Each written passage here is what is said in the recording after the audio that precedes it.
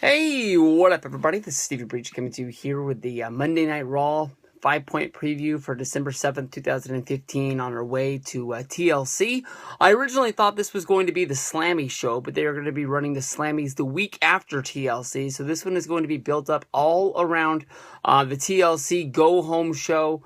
Just about all the championships are going to be on the line. We're not getting that big John Cena return at TLC that we thought we were going to. His reality show ended up running a little bit longer than they thought it was going to. I thought people were thinking it was going to be Del Rio going up against Cena at TLC, but it seems as if they were going to be able to hold that off until maybe the Rumble, or maybe when John Cena comes back, he's not even going to be a part of the John Cena versus Alberto Del Rio storyline. They're just going to act like the match never happened.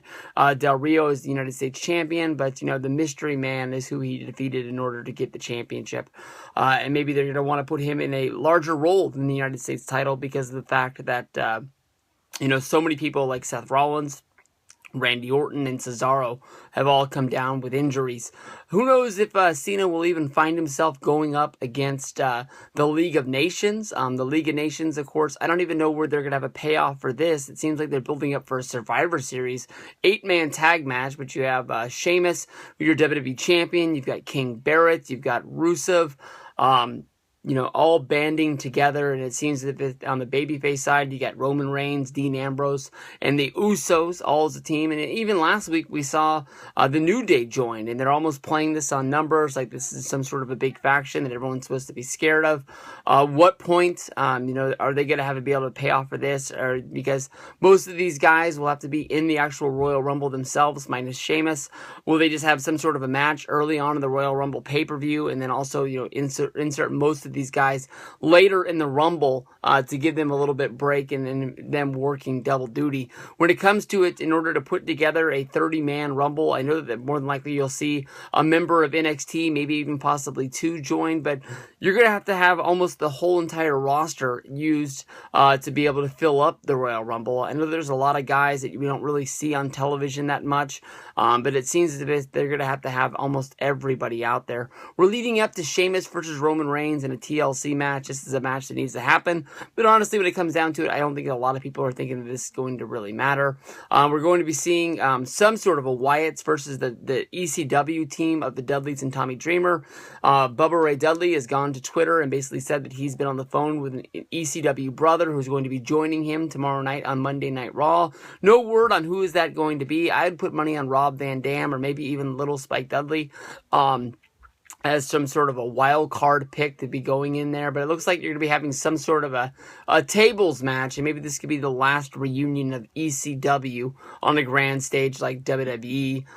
From there, we go to Miz going up against Neville. This is probably going to be the pre-show match. I'm surprised they wasted time on the 5-point preview talking about this match. But then you got the New Day going up against the Lucha Dragons and the Usos. I'm looking forward to seeing some sort of a twist in this one because of the fact that the New Day has been going out there and helping out the League of Nations.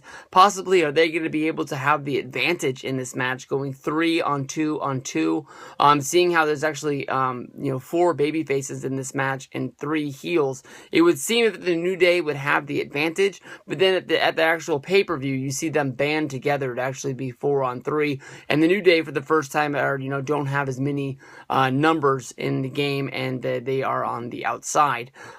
Besides for that, you have the Divas Championship. This seemed like it would be a real big storyline. You're using Charlotte versus Paige at the pay-per-view. She's getting a rematch, and then also as a subplot, you have the breakup of Becky Lynch and Charlotte at the same time. Charlotte trying to prove that she's better than Becky, and actually giving a little bit of a heat on Becky, trying to make her somebody that matters, because she's almost like the forgotten member of Team PCB, the submission sorority.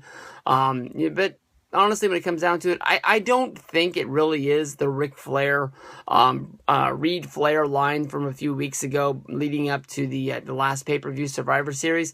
But I just don't feel invested into this, thinking that this is really a good period of time. I know that I get disconnected in December, and I'm not I'm not fully disconnected like I've been in years past. I feel like I'm more into it than I have before. Just for some reason, the Divas Revolution, the Divas Championship storylines just aren't doing it for me right now. So that's what's going to happen on Raw. I'm sure we're going to talk about it after, and I'll see you guys then.